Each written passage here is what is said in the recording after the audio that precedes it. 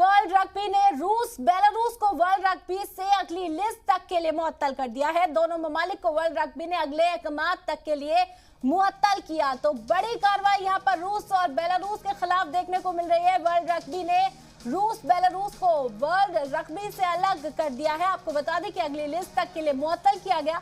दोनों ममालिक को वर्ल्ड रग्बी ने अगले अहकामात तक के लिए मुअत्तल कर दिया है। बड़ी खबर इस वक्त की, वर्ल्ड रग्बी ने रूस और बेलारूस को वर्ल्ड रग्बी से मुअत्तल कर दिया है। अगली फहरिस्त जब तक जारी नहीं होती, दोनों ही मुल्क इस लिस्ट से बाहर रहेंगे।